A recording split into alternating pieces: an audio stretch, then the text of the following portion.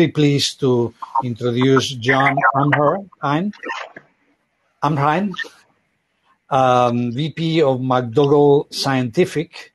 The title of his talk is Accelerating Clinical Trials, Innovative Clinical Trial Design, with an intro to Bayesian Thinking. And I'm sorry, there is some echo that I'm hearing here. Okay. An impressive biography. Is there an echo now? No, not yet. Not now, no. I don't think so. John is the Vice President of McDougall Scientific, based in Toronto, Canada.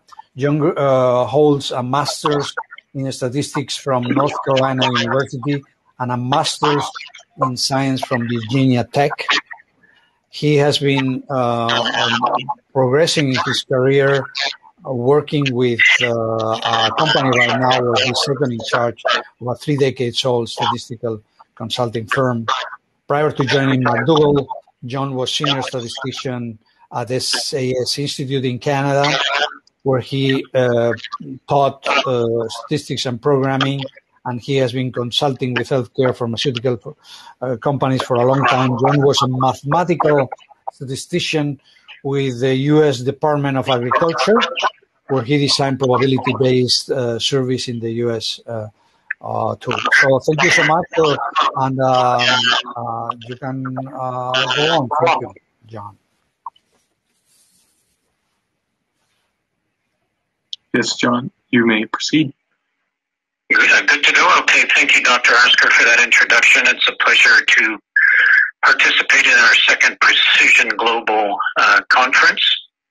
My name is John Amrhein. I'm Vice President of McDougall Scientific. We are in Toronto, Ontario. We are a CRO specializing in data-related services, statistics, data management, and some applications development. We've been in business since 1984, so coming up on 4 decades of clinical research. Next slide, Sam.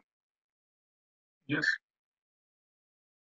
My objective for the next half hour is really to give you some pause, or to consider, or give you reasons to engage a statistician early in your clinical trial or your product development life cycle. And the reason is that there's a lot of innovative design options that are available. It's the design statistician's job to know what these options are. And the time to consider these different options, either in isolation or together, is early on. I have seen a number of projects come through McDougall Scientific where the protocol has been approved already, or worse, the clinical trial has started to recruit patients. And as the statisticians review the protocol, we find opportunities that could have had to increase efficiency, that is, increase the recruitment needs, or decrease the recruitment needs, or decrease the time in trial, so forth. And that opportunity has been lost because it hasn't been considered early enough. Next slide, Sam. Yes. So, very brief agenda, really just 4 parts. To set the stage for the innovative design features, I want to quickly review the clinical trial workflow, especially how a statistician sees it, and talk about our role as a statistician on your design team or your study startup team. We're going to take a sidestep to describe Bayesian thinking, and I hope my subtitle in this presentation is one reason that you are attending.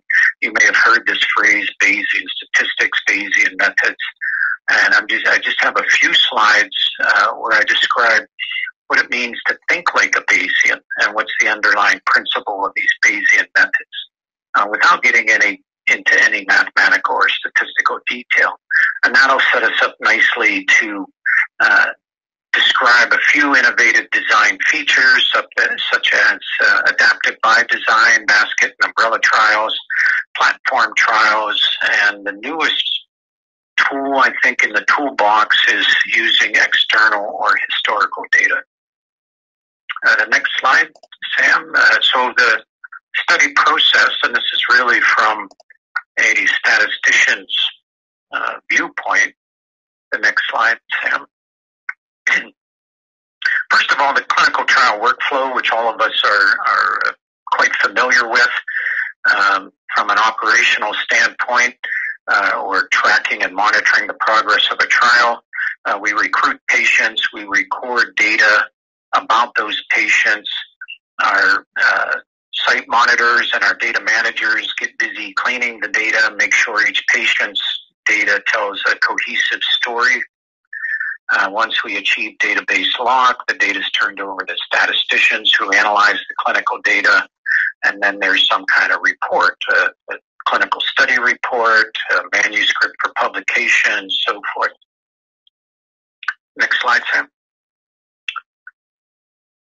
Statisticians at the design stage of a clinical trial reverse those icons. We reverse the flow. We think of things in reverse order.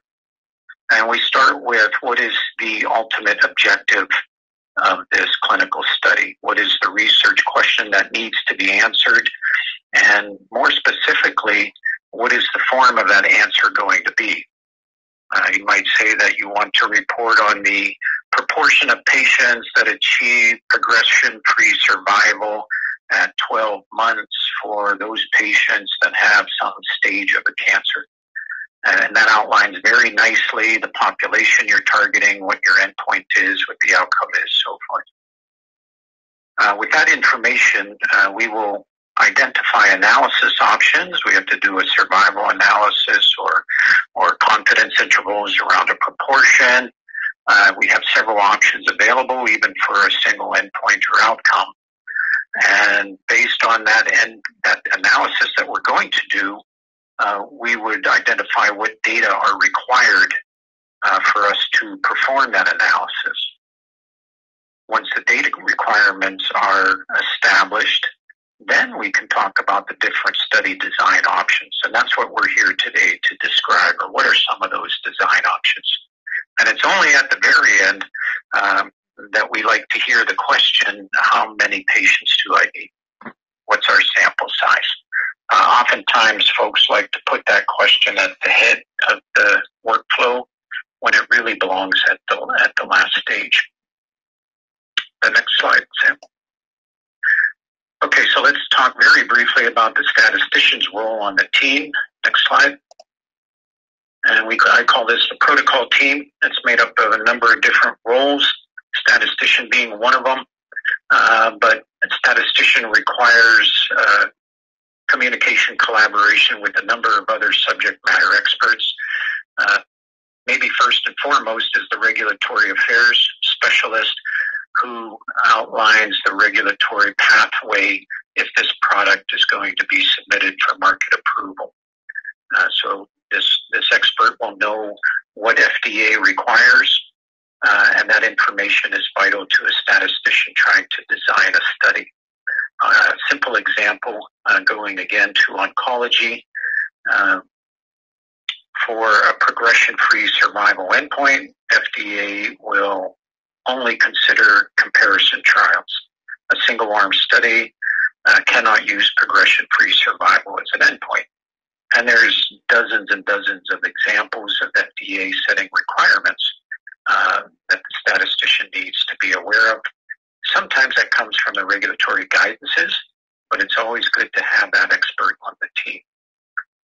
Others are the medical doctor who will put restrictions on what information can be collected from a patient at given time points.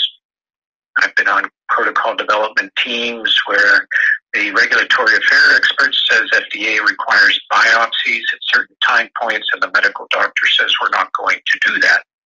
And the discussion ensues and negotiations have to take place. And this information, although I sat quietly for a while, it's vital for the statistician to have this kind of information.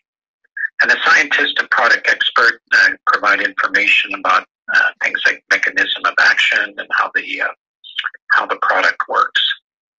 The ClinOps folks, they tell us what's practical. Statistician might come up with certain design options, adaptive randomization, and the ClinOps people might question or challenge whether or not that's practical. So everybody plays a role, and a statistician should be part of that team. And we will come up with the design options. Next slide, Sam.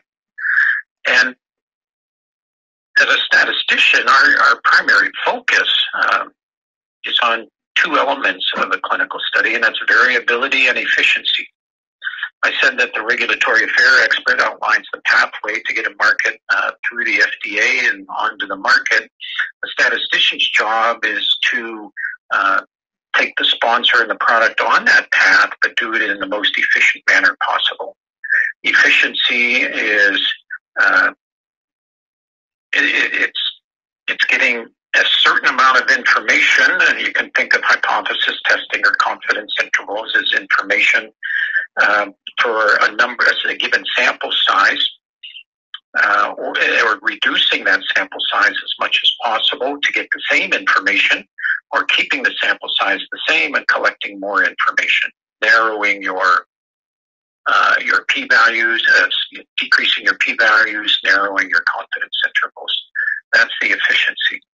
And variability is how we gain efficiency. We try to reduce variability. This slide is showing three distributions. The green one is high variability because it's fairly flat. The blue one is medium, and the low variability is represented by the red curve because it's very narrow.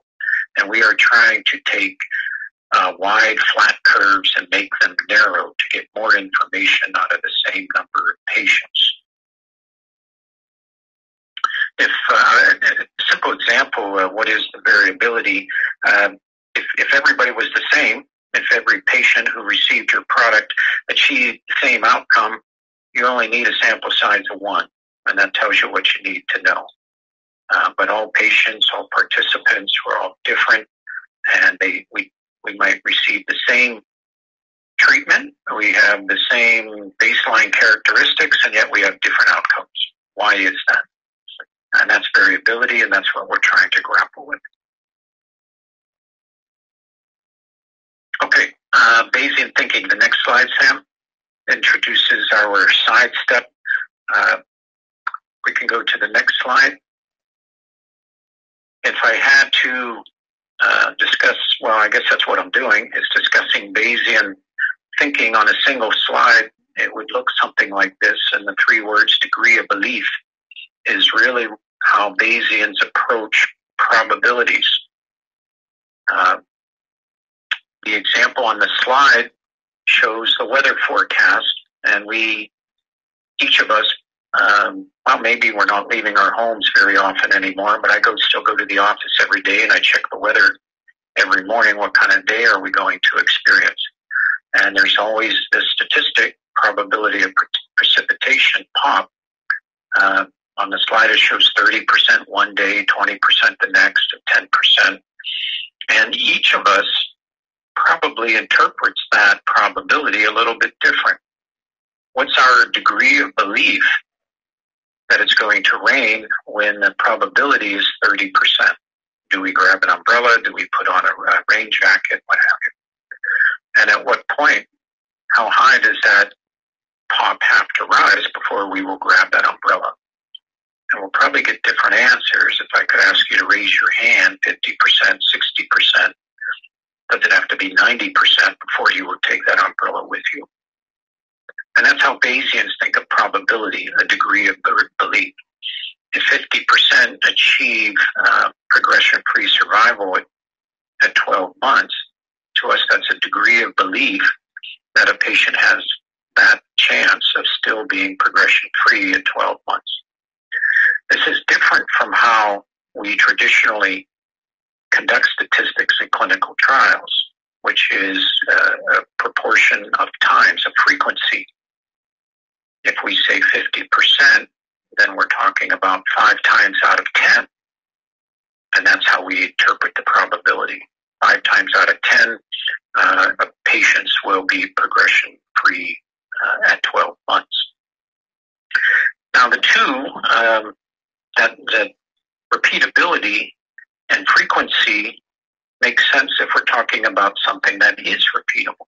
You flip a coin 10 times, it's the same coin, you flip it the same way, that's a repeatable experiment. An individual in a clinical trial, a patient to patient, how repeatable is that? And so relying on statistical methods that are based on repeating events, perhaps that's not the best thing to do in clinical research. And that's why Bayesian statistics are becoming more widely accepted in our line of work, because this degree of belief is a little bit more amenable to what we do, and clinical studies are not repeatable, or at least they're very difficult to repeat.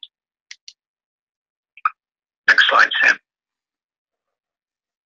And this represents what I call a paradigm shift in the thinking in clinical research. This slide is meant to demonstrate or try to bring this idea of Bayesian thinking closer to our world. And if we think of I've been using the proportion of patients progression-free at 12 months as an example.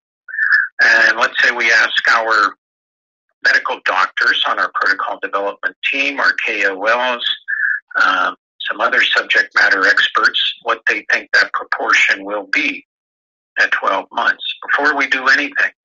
And that's what this solid line on the slide represents. It's labeled a prior. It's prior to us collecting new data. And each expert gives us a different answer, so we're able to construct kind of a distribution where the peak is at maybe 50%, but some experts gave lower answers and some gave higher answers. So this is our belief of the proportion progression-free at 12 months. Okay, now we conduct our experiment. It's a phase 2 study, and it's the large dash line that's off to the right. And our phase 2 study says that's the distribution of the proportion of progression-free at 12 months. Well, in our current world, that would be our final answer. In the Bayesian world, we update our prior belief with the data, that is the phase 2 data, and we end up with the middle curve, which is the dotted line, which is somewhere in between our prior thought and our new data. That's called the posterior because that's our response or our degree of belief after we collected new data. Where it lies in between the two depends on how much weight we give our prior belief and our new data. If we don't have much confidence in our prior information, it just came from opinion rather than a phase 1 study or legacy study or literature review or preclinical data, then our final curve will be closer to the phase 2 answer. If we give equal weight, as shown in here, it will be somewhere in between. So, Bayesian thinking is updating what we believe today after we have new information at the end of the study tomorrow. Next slide, Sam. And this is a real example for disease-free survival. Our beginning survival curve was the blue line. Our new experiment was the data, the green line, and our final estimate of the survival curve is the red line. Next slide, Sam. Now, this idea of updating can be done once. It could be done a couple times. It could be nonstop. And when it's nonstop, continual, that's what I call a Bayesian system. So going up this triangle, and maybe think pharmacovigilance in this case. Think of a situation where you are continually collecting data. You take take some actions based on what you know today. You allocate some resources, but in a pharmacovigilance system, you're continually collecting data, and then you update your expectations, and this just never stops. And when I get to adaptive randomization, you'll see the symbol again as another example of when you're continually updating data. So using a Bayesian model, as soon as you collect more information, you update your current belief. Next slide, Sam. Okay, now some design features. What we've discussed so far is the role of a statistician on the team to provide you some innovative design options. And those options are aimed at reducing variability to make your designs more efficient. And these are some of the tools in our toolbox. Next slide, Sam. One that you're probably quite familiar with is stratification. I have the symbol for the three curves on this slide to remind you that this is a technique to reduce variability. Now, it works when your outcome is related to the stratification factors. These are baseline factors. In this slide, it's early disease state versus late disease state, and then whether the individual had prior therapy or if they are treatment naive. Across the entire sample, we expect high variability in the outcome, but when we break the sample or the patient population into these subgroups, then we expect much lower variability in the outcome. And we have to randomize to control or active within each of those groups. So this can complicate things. We now have 8 groups within which we have to randomize instead of just 1 or maybe 2. But this is commonly done, and it works very well to reduce variability. Next slide, Sam. Enrichment designs are not unlike stratification. We are still dividing our sample into groups at the baseline. Usually this is done with a biomarker or some baseline factor that we think is related to the patient responding to the treatment or is predictive of the patient achieving some event, like a recurrence of the cancer. The difference with stratification and enrichment is the group that we're not really interested in, we leave out of the study. And that reduces variability in the outcome because that group maybe is less likely to respond to treatment. They are left out, and we're left with a group of patients for a study that is enriched. And it's enriched by those that are left in are more likely to respond to treatment. That helps early phase studies like phase 1, more phase 2, for us to determine if there's efficacy in a hard-to-study population. Later in phase 3, we might combine the sample back again. Maybe in phase 2, we learn that in this enriched sample, the product does work. And instead of doing an enriched sample in a phase 3 study, we just stratify, and we let all comers come in. Next slide, Sam. This is a design that McDougall did several years ago that combines some of these features, plus a third one, adaptive randomization, which I'll talk about in a moment. But there was a screening phase and then a dose selection phase. Once the doses were selected, then it was stratified randomization. But we combined features of that we talked about for this design because FDA said they wanted the sponsor to study different doses again. They weren't satisfied with what was done so far, but the sponsor wanted to move more quickly to a phase 3 study. So we designed a seamless phase 2, phase 3. The dose selection is to satisfy the FDA, and the enrichment is to reduce the variability in the study population so we could determine the correct dose more quickly. This was we'll get to the adaptive randomization in a moment. Next slide, Sam. A very, very common adaptation is sample size reestimation. Most studies include this now. We include this feature routinely because we're never quite 100% confident on the assumptions we're making at the beginning of the study. So we just plan for an interim look at the data, and we ask the same question about the sample size in the middle of the study that we did at the very beginning. The difference is now we have data from those patients that were already recruited into the study to help us determine the correct sample size. And at the beginning, we asked we set the sample size, say it's 200, but we asked the sponsor to say what's the maximum sample size you will accept to keep this study going. And they might say, well, 300. Well, at the interim look,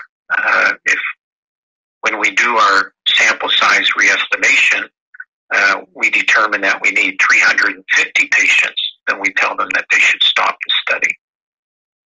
If it's 275 patients, then we say, okay, keep going, but raise your sample size by 75 up to 275. And if everything's going well, as we assumed at the very beginning, the answer is just keep going, keep the sample size at 200. Next slide, Sam. Adaptive randomization is quite complicated.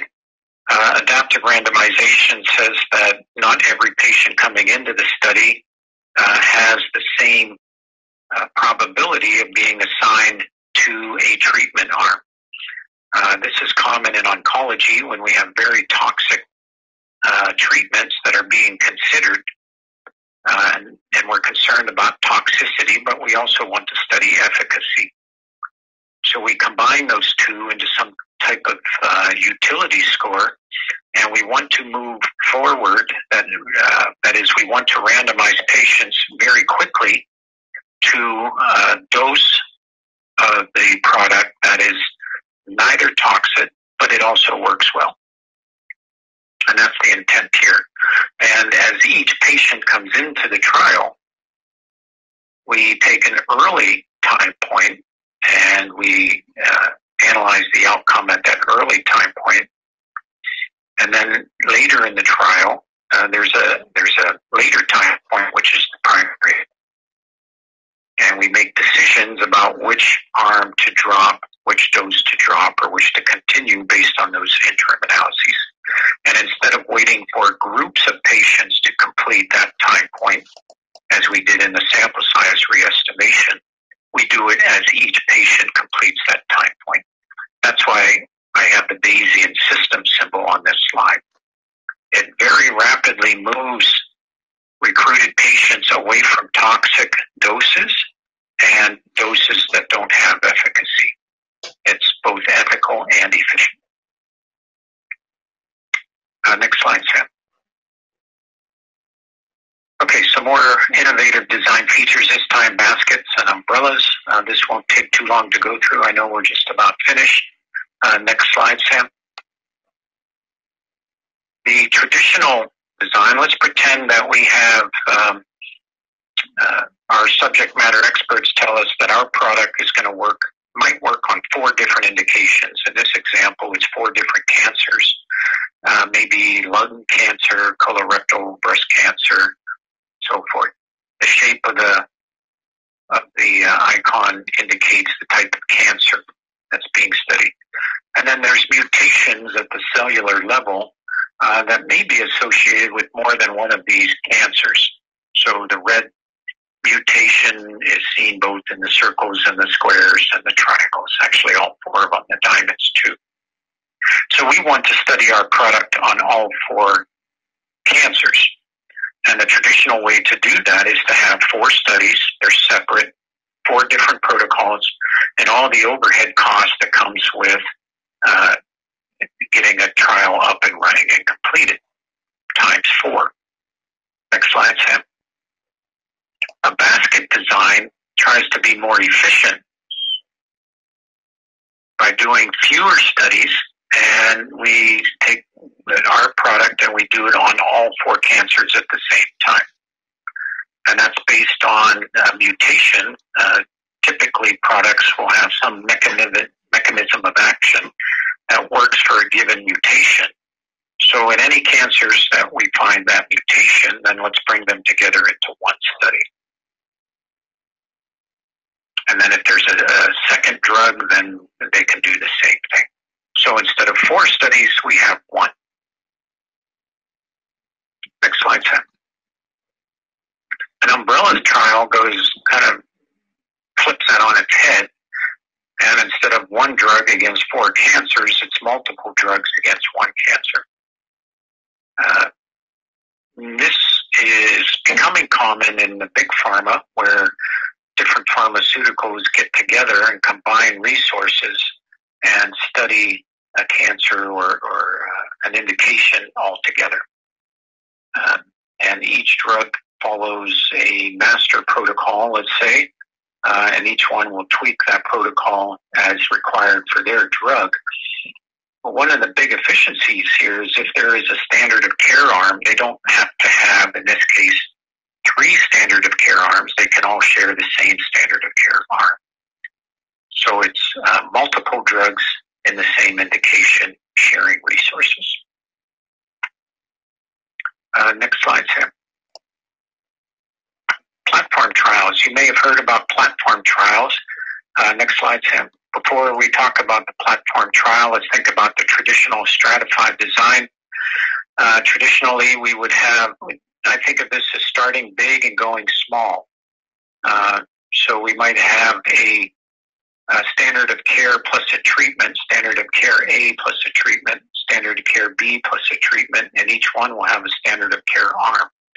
So there's 4 arms in this study. And then after an interim analysis, maybe we drop a couple of them.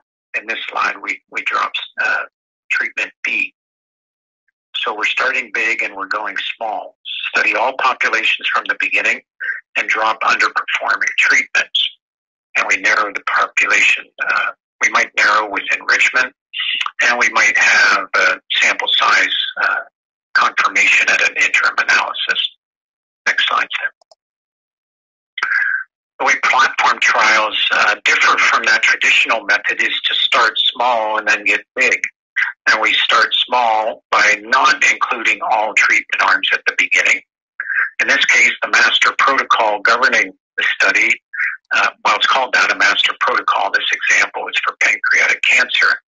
And we have 3 treatments that we want to consider. And instead of the study starting with all of them, we start with 1, treatment A. Treatment A has an appendix to the master protocol in which we outline some of the uniqueness that treatment A has to follow, the treatment regimen, the eligibility criteria, so forth. We might say, okay, if treatment A seems to be doing well, let's also add treatment B. And then maybe at some point we say treatment A isn't doing well, we drop it, treatment B continues, and then we decide we might try treatment C. Or we might say if treatment A doesn't do well, then treatment B and C have no chance, so let's not even bother.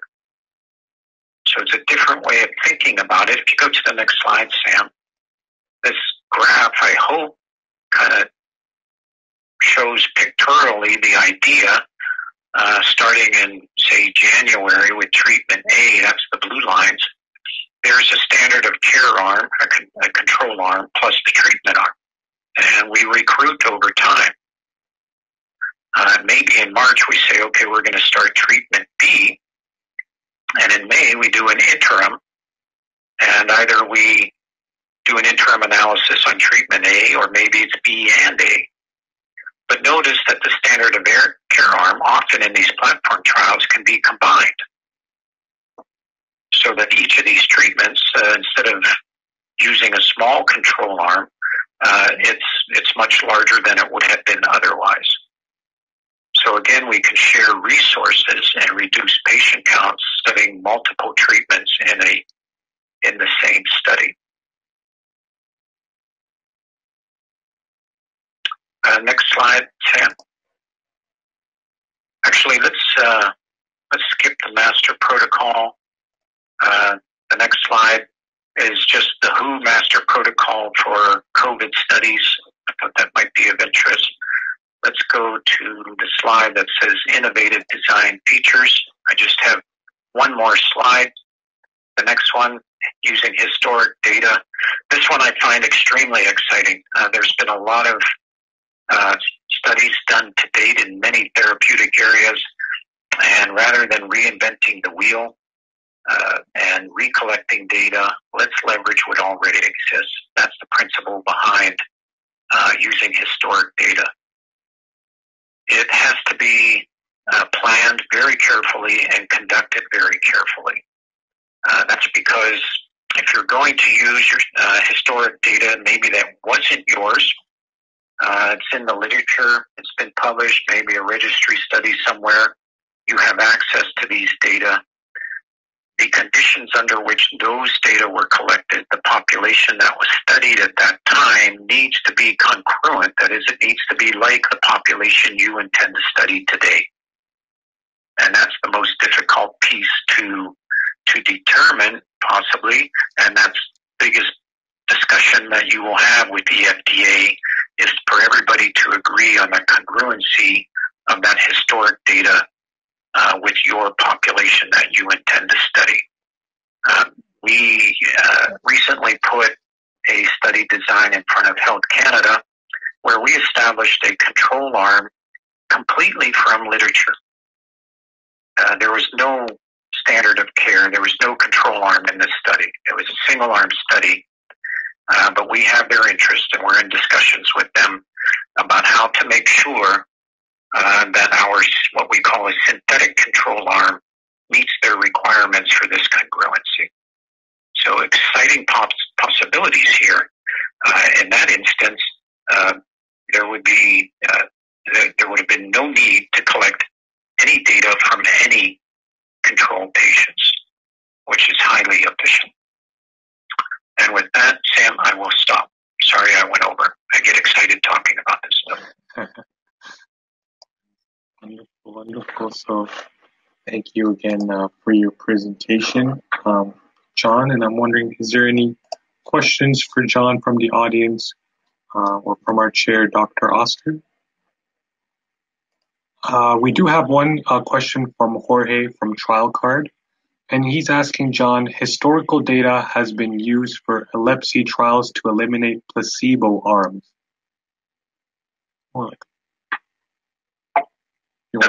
So has historic data been used to establish placebo arms? Is that the question? It seems like it's a comment. He's saying historical data has been used for epilepsy trials to eliminate placebo arms. Yes. Yeah, that's our experience with our current experience or discussions we have ongoing with Health Canada is to do just that. It's not really a placebo arm. It is a control arm that we're going to use historic data for. It's an oncology study. So it would not be placebo, but there's a standard of care for this patient population. And what that patient population experiences under the standard of care is in the literature. And we have to go out and conduct a systematic literature review.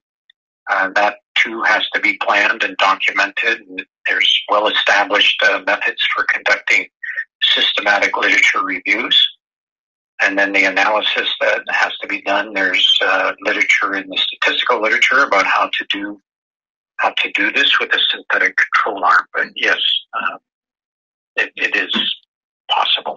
That's probably the most common thing to do with historic data, is to use historic data for a control arm. It can be done with treatment arms, but it's more common for control arms.